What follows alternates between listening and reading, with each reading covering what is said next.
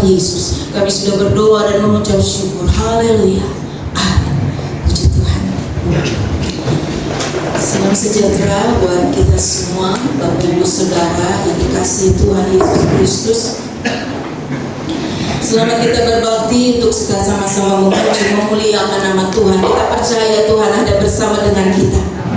Dia disenangkan, dia diagungkan, dia dimuliakan di atas pujian kita. Terima kasih kepada Ibu Gembala yang sudah memberikan kesempatan bersama dengan keluarga pastori dan seluruh sidang jemaat Tuhan GPDI Wasana Punten yang boleh mempercayakan saya untuk menyampaikan firman Tuhan. Ya, judul firman Tuhan pada saat sore hari ini terdapat di dalam Mazmur pasal yang ke-63 ayat yang ke-4. Judulnya adalah kasih setia Tuhan lebih baik daripada hidup. Kasih setia Tuhan itu lebih baik daripada hidup. Ya, dari awal pujian kita sudah menyatakan tentang kasih setia Tuhan. Dan bukan satu hal yang kebetulan, firman Tuhan pada sore hari ini juga berbicara tentang kasih setia Tuhan. Di dalam Mazmur pasal yang ke-63 ayat yang ke-4, demikian firman Tuhan, sebab kasih setiamu lebih baik daripada hidup, bibirku akan memegahkan engkau.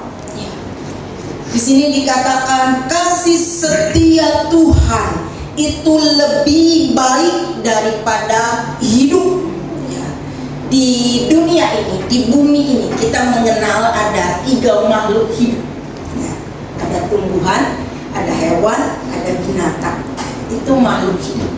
Nah, jika kita belajar di dalam kitab Kejadian, di mana Allah menciptakan langit dan bumi serta isinya, kita akan melihat dari hari ke hari Tuhan menciptakan. Ya, hari pertama Tuhan menciptakan terang, hari kedua Tuhan menciptakan cakrawala, dan hari yang ketiga Tuhan menciptakan tumbuh-tumbuhan. Saya itu bukan baru ngerti, maksudnya baru gitu ya. Selain Tuhan menciptakan tumbuhan terlebih dahulu adalah untuk makanan manusia yang diciptakan pada hari yang ke-6. Rupanya kita mengingat ada istilah proses fotosintesis, gitu ya, fotosintesis yang yang terjadi itu pada tumbuh-tumbuhan. Nah, fotosintesis ini dia akan mengubah karbon dioksida menjadi oksigen. Salah satu ciri makhluk hidup itu adalah bernafas. Betul? Bernafas. Dan bernafas itu kita menghirup oksigen. Nah, oksigen ini rupanya dibentuk, dijadikan dalam sebuah proses fotosintesis dari tumbuhan. Itulah sebabnya mengapa tumbuhan itu diciptakan lebih dulu. Luar biasa Tuhan. Ya. Untuk kelangsungan hidup makhluk yang ada di bumi, ya, memerlukan oksigen. Dan kita melihat bagaimana Allah menciptakan semuanya itu dengan sangat-sangat luar biasa.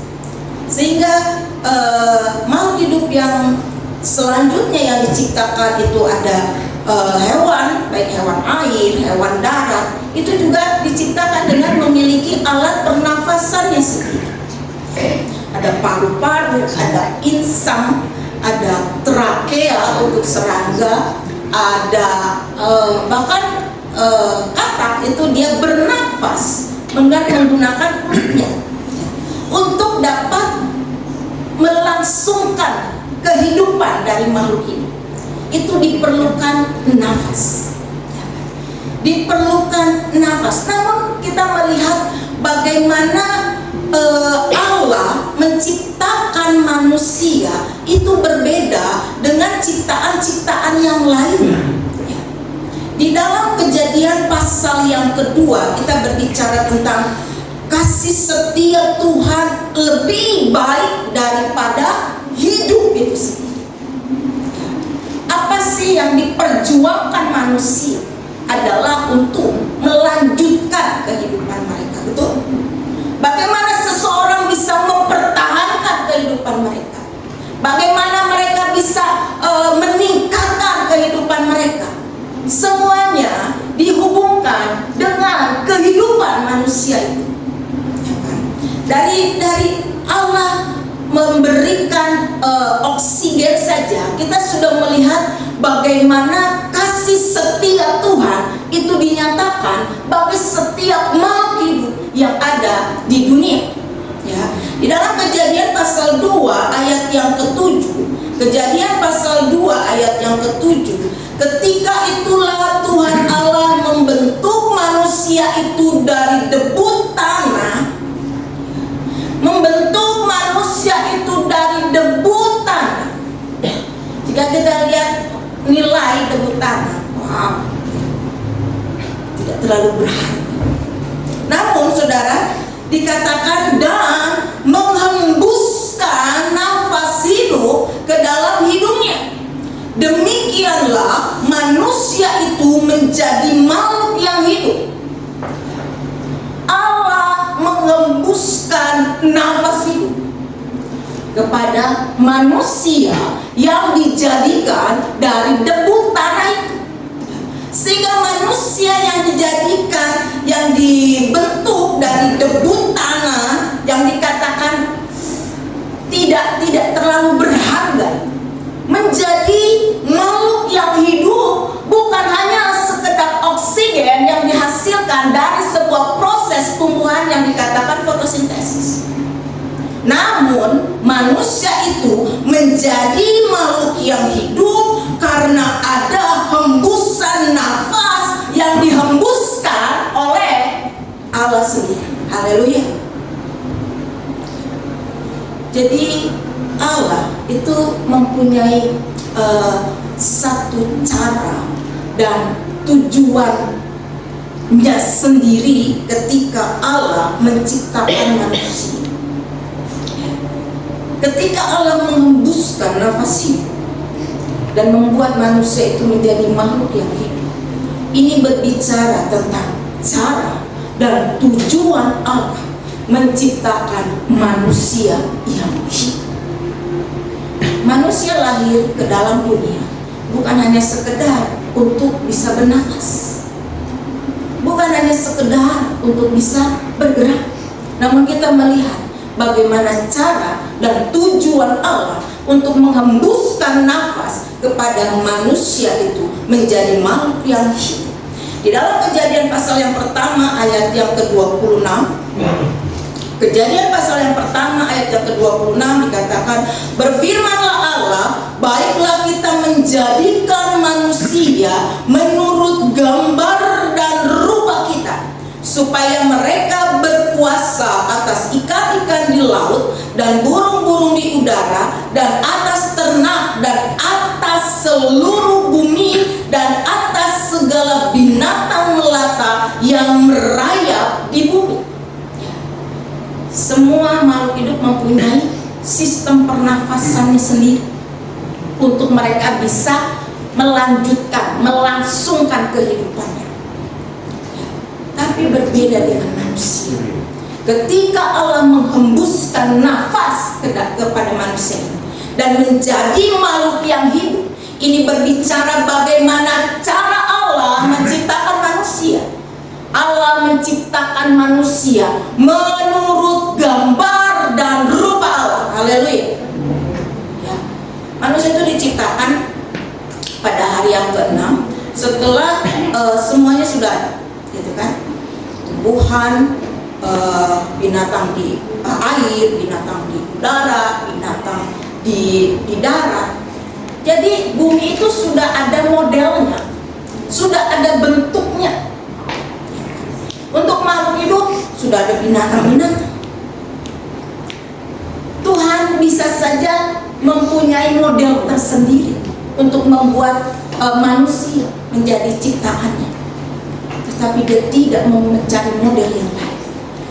Allah menjadikan dirinya sendiri sebagai gambar, sebagai model, sebagai rupa untuk manusia yang diciptakan. Tempatkannya dalam Taman Eden untuk mengusahakan dan memelihara taman itu. Jadi manusia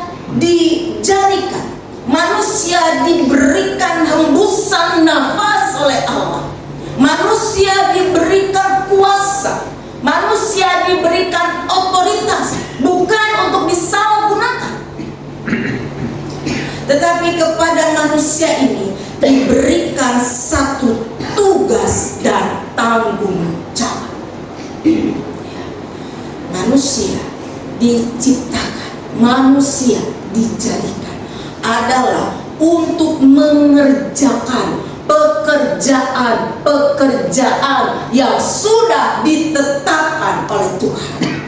Haleluya. Jadi manusia diberikan nafas hidup, saudara, bukan untuk disalahgunakan, bukan untuk disia-siakan, tetapi bagaimana manusia dapat menggunakan kuasa yang diberikan oleh Tuhan di dalam setiap apa yang dipercayakan kepadanya. Jadi dalam hal ini adalah Adam diberikan nafas hidup bukan untuk bermalas-malas, bukan untuk bersantai-santai, tapi dikatakan Tuhan menempatkannya untuk mengusahakan dan memelihara taman itu. Ayat yang ke-16, lalu Tuhan Allah memberi perintah ini kepada manusia, semua pohon dalam taman ini boleh kau makan buahnya dengan bebas. Jadi dalam kehidupan kita sebagai umat manusia itu ada ketetapan, itu ada peraturan, betul? Jadi kita nggak bisa hidup semau-maunya kita. Kita tidak bisa hidup semau-maunya kehendak kita. Ada peraturan, ada ketetapan, ada tanggung jawab, ada tugas yang harus dikerjakan. Ada perintah, ada fasilitas juga yang Tuhan berikan. Ya. Ada, wah luar biasa Tuhan. Nah kita melihat juga di ayat yang ke-17, tetapi pohon pengetahuan tentang yang baik dan yang jahat itu janganlah kau makan buahnya, sebab pada hari engkau memakannya pastilah engkau mati. Di dalam kehidupan manusia itu ada perintah, itu ada larangan, ada konsekuensi, ada sanksi. Itu kan yang berlaku, betul? Di dalam setiap kehidupan umat manusia Tuhan memberikan peraturan, Tuhan juga memberikan larangan, dan Tuhan juga memberikan sanksi. Tidak baik manusia itu hanya seorang diri saja. Jadi karena saya mengajar tokoh perempuan di Alkitab, jadi dalam bahasa Inggris itu perempuan itu memakai kata woman, betul ya? Kenapa sih pakai woman? Jadi ketika Hawa dibawa sama Adam, Adam melihatnya tuh sampai gimana gitu kan, sampai dia bilang wow, gitu. Makanya sebutnya woman. Jadi sampai pasangan hidup sekalipun itu Tuhan sudah siap untuk kelangsungan hidup manusia. Kasih setia Tuhan itu lebih daripada hidup. Haleluya. Ya. Masalahnya Bapak Ibu Saudara, manusia ini tidak mentaati peraturan Tuhan. Masalahnya manusia ini melanggar perintah Tuhan, sehingga manusia ini jatuh ke dalam dosa. Manusia ini jatuh ke dalam dosa, dan ada akibat, ada konsekuensi yang dialami dari manusia ini.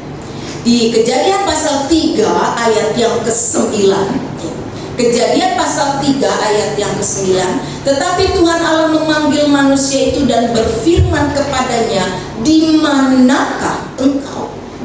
Ia menjawab, ketika aku mendengar bahwa engkau ada dalam taman ini, aku menjadi takut karena aku telanjang, sebab itu aku bersembunyi. Kehidupan manusia karena ketidaktaatan kepada perintah Tuhan, pelanggaran terhadap ketetapan Tuhan, membuat manusia terpisah dari Tuhan, membuat hubungan manusia terputus dengan Tuhan. Ketika Tuhan bertanya, kamu di mana? Bukan berarti Tuhan nggak tahu. Tapi hal ini menunjukkan adanya satu batasan, ada satu pemisahan antara manusia dengan Tuhan. Saat manusia, ketika manusia jatuh ke dalam dosa, hidup di dalam ketakutan, menyadari kekurangan, kelemahan, keterbatasan, dan mulai melakukan pembenaran diri sendiri, mengakibatkan perselisihan, mengakibatkan percekcokan, mengakibatkan perseteruan satu dengan yang lain. Kenapa kamu makan buah itu? Itu sih gara-gara itu loh, sampai seulah-ulah sana. Betul? Kehidupan ini menjadi kehidupan yang berubah. Sampai di ayat yang ke-17, Kejadian pasal 3 ayat yang ke-17. Lalu firman-Nya kepada manusia itu, karena engkau mendengarkan perkataan istrimu dan memakan dari buah pohon yang telah kuperintahkan kepadamu, jangan makan daripadanya, maka terkutuklah tanah karena engkau. Dengan bersusah payah engkau akan mencari rezekimu dari tanah seumur hidupmu. Semak duri dan rumput duri yang akan dihasilkannya bagimu, dan tumbuh-tumbuhan di padang akan menjadi makananmu. Dengan berpeluh engkau akan mencari makananmu sampai engkau kembali lagi menjadi tanah, karena dari situlah engkau diambil, sebab engkau debu dan engkau akan kembali menjadi debu.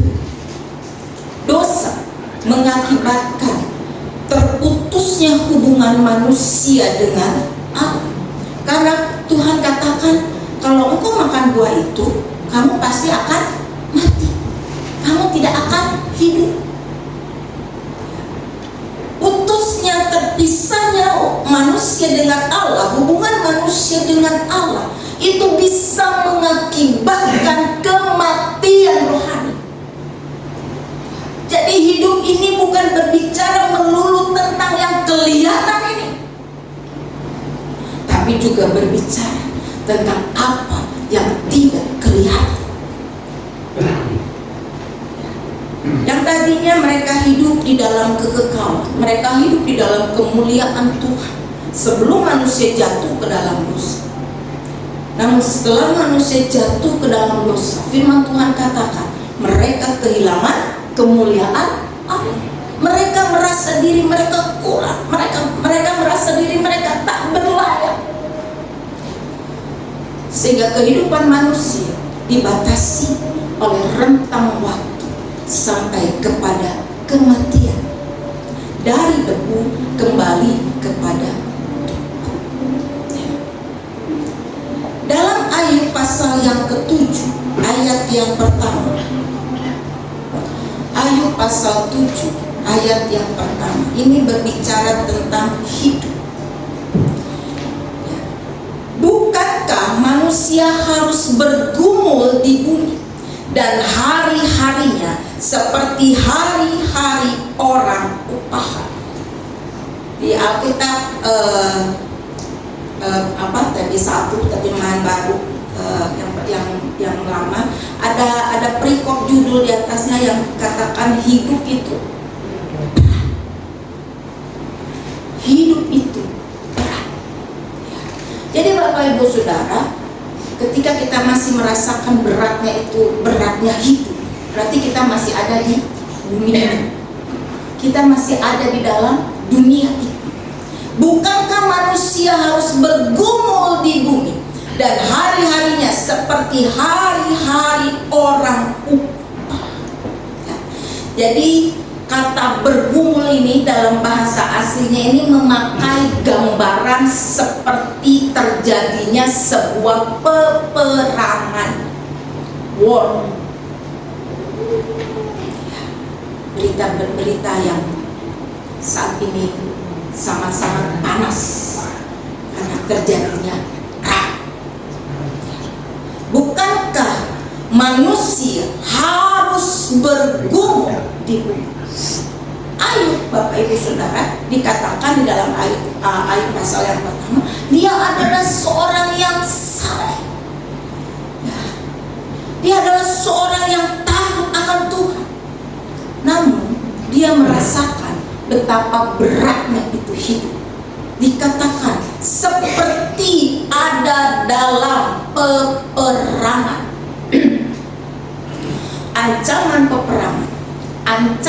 kehidupan adalah kehilangan hidup itu sendiri. Betul?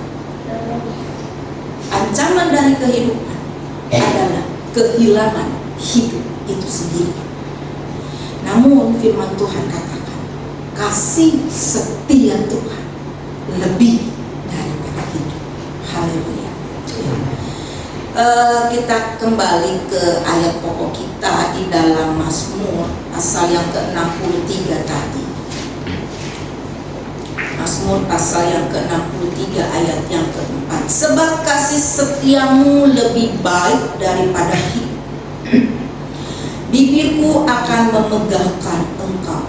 Jika kita melihat latar belakang penulisan ayat ini, Bapak Ibu Saudara, itu di dalam ayat yang pertama dikatakan Mazmur Daud ketika ia ada di padang gurun Yehuda.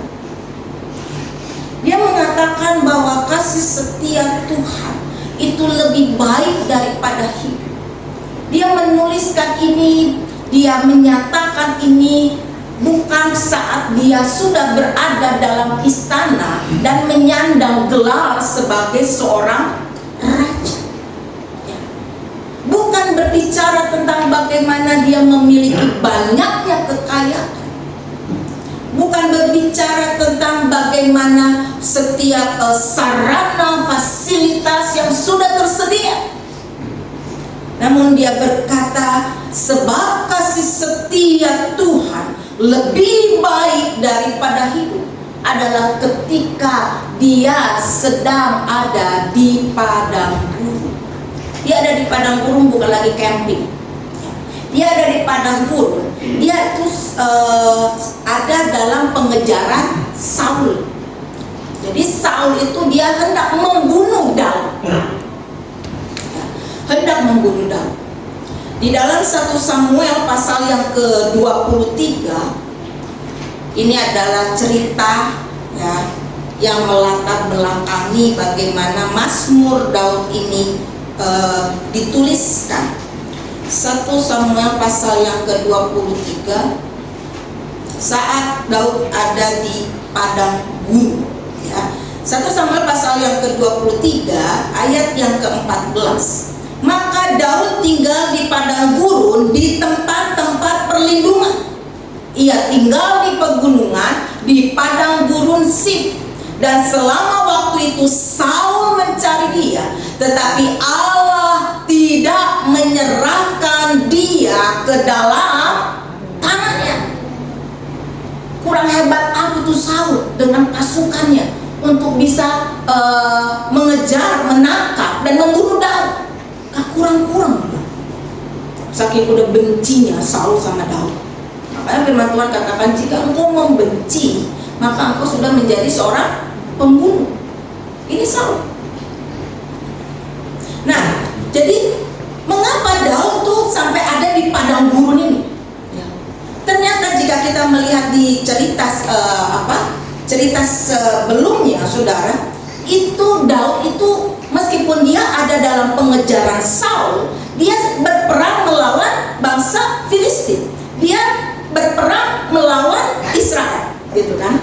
Sampai di satu tempat namanya Kehila, kan? Daud dengan pasukannya dia berperang untuk membela orang-orang yang ada di Kehila. Saul tahu nih Daud ada di Kehila, maka Saul mengepung. Lalu Daud bertanya kepada Tuhan, Tuhan, Saul ini datang, dia datang nggak Tuhan? Oh datang, Tuhan bilang. Kemudian Daud tanya lagi, ini orang-orang di Kehila ini akan serahkan aku nggak Tuhan ke Saul? Iya, orang-orang di Kehila pasti akan serahkan kamu kepada Saul. Padahal Daud itu sudah berperang, Daud itu sudah membela orang-orang yang ada di Kehila. Namun di situasi seperti itulah Daud katakan, kasih setia Tuhan lebih daripada hidup. Haleluya. Apa yang kita lakukan, apa yang kita kerjakan, mungkin kita tidak mendapatkan apresiasi. Apa yang kita perbuat, bahkan itu membuat satu kesempatan untuk orang menyerahkan kita.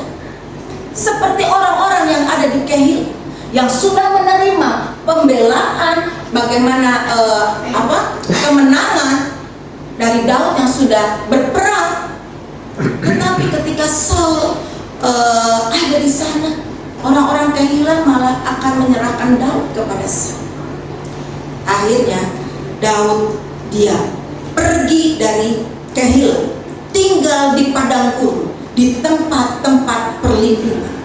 Ia tinggal di pegunungan, di padang gurun Sif, dan selama waktu itu Saul mencari dia, tetapi Allah tidak menyerahkan dia ke dalam tangannya. Ayat yang ke-15, Daud takut karena Saul telah keluar dengan maksud mencabut nyawanya ketika Daud ada di padang gurun Sif di Koresa.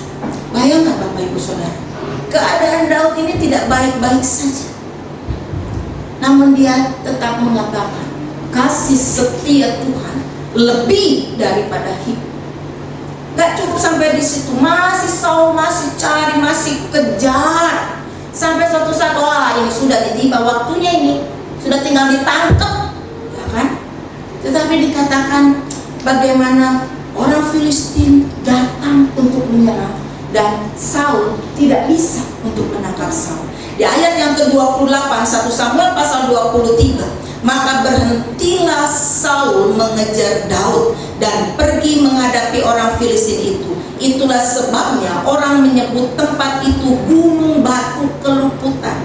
Yang ditargetkan tidak jadi, tetapi dia harus dialihkan menghadapi peperangan yang lain.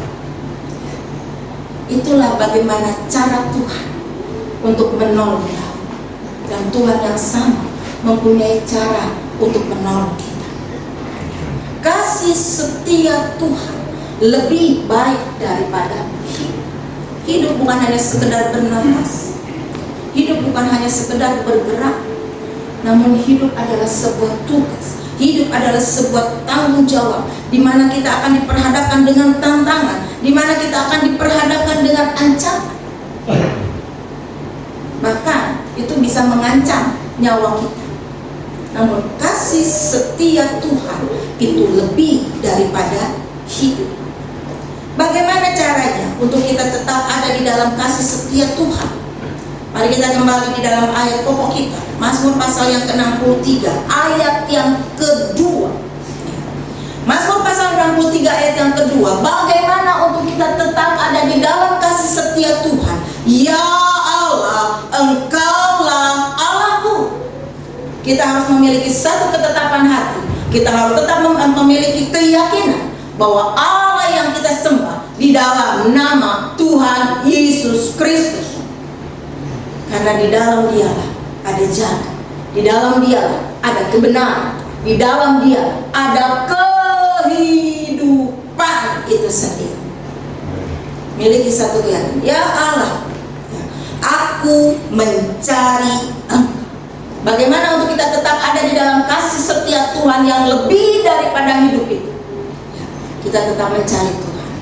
Carilah Tuhan selama Ia berkenan untuk haleluya. Carilah Tuhan selama Ia berkenan untuk ditemui. Dan hal yang ketiga, tetap menjaga hubungan kita dengan Tuhan. Jiwaku haus kepadamu, tubuhku rindu kepadamu, seperti tanah yang kering dan tandus tiada berair. Jika kita masih memiliki rasa rindu, itu berarti kita masih ada hubungan, betul? Nah kan? Kalau sudah putus, kalau sudah itu udah gak ada rasa rindunya. Kita harus mencari Tuhan. Kita harus menjaga hubungan kita dengan Tuhan dengan memiliki satu kerinduan untuk kita tetap datang kepada Tuhan. Ya, dan kita melihat hasil dampak dari kasih setia Tuhan di ayat yang ketiga. Demikianlah aku memandang kepadamu di tempat kudus, sambil melihat kekuatanmu dan kemuliaanmu. Jika kita tetap hidup di dalam kasih setia Tuhan, maka hidup kita tetap ada di dalam pemandangannya Tuhan. Kita ada di dalam pengawasannya Tuhan. Kita ada di dalam perlindungannya Tuhan. Dan Tuhan senantiasa memberikan kekuatannya kepada kita. Tuhan membawa kita kepada kemuliaan demi kemuliaan. Haleluya. Daud tidak langsung jadi raja. Dia harus minta kekuatan Tuhan untuk dia bisa bertahan dari setiap ancaman yang mengancam kehidupannya. Sampai akhirnya dia menjadi raja, di mana Tuhan menyatakan kemuliaan. Saat ini Bapak Ibu Saudara mungkin menghadapi situasi-situasi yang tidak baik-baik saja. Namun ketika kita tetap ada di dalam kasih setia Tuhan, percayalah Tuhan memberikan kekuatan dan segala sesuatu itu indah di dalam Tuhan. Haleluya. Puji nama Tuhan. Jadi di ayat pokok kita itu, sebab kasih setiamu lebih baik daripada hidup, bibirku akan memegahkan engkau. Ini dalam terjemahan lama dituliskan kemurahanmu lebih dari